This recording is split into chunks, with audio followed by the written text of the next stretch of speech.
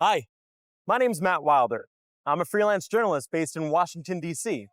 At the moment, I'm trying to find a good story. I have a 6 o'clock deadline, but nothing's going on. I know. I'll see what topics are trending on Twitter.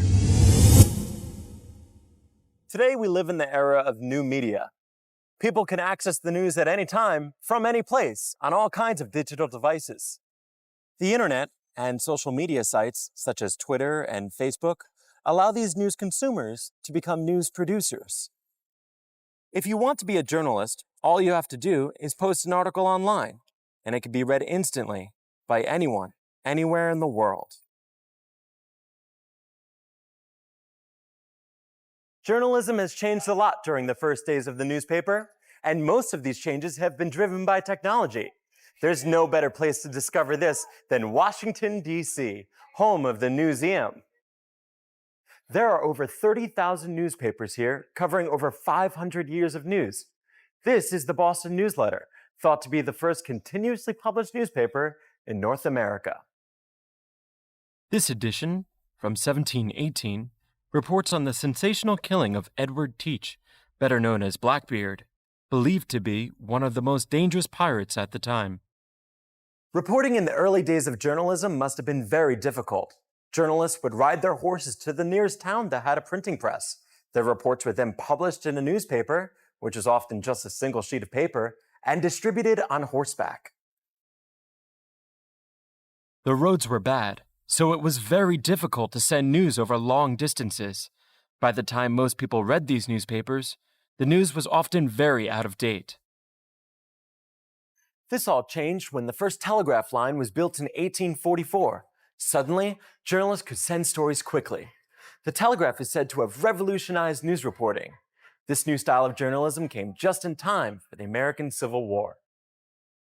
For the first time, news could be sent at the same time as battles were being fought.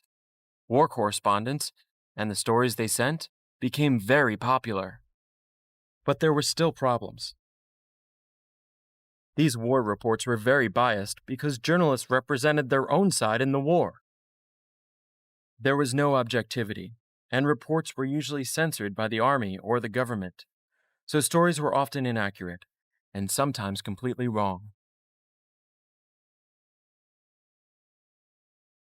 It wasn't until the invention of radio and television that news could be broadcast live. This completely transformed news and created the age of the mass media, where news could be communicated to a huge audience. Throughout the 20th century, demand for news stories increased, and news technology continued to advance. By the end of the century, there were hundreds of cable TV channels, lots of 24-hour news channels, and the internet had been invented. Suddenly, we were in the information age. This is the HP New Media Gallery. It shows the news as it is today. Visitors to this exhibit are placed right at the center of the digital news revolution. They are instantly connected to the day's news by live Twitter feeds, showing the day's trending news stories. They can also check out major news stories which were first reported on social media. These pictures of a plane landing on New York's Hudson River were taken on a smartphone and uploaded to Twitter seconds after the incident had occurred. Speaking of smartphones. Oh, fantastic. A tweet from the White House. Oh, there's a big announcement in 25 minutes. I better go. Bye.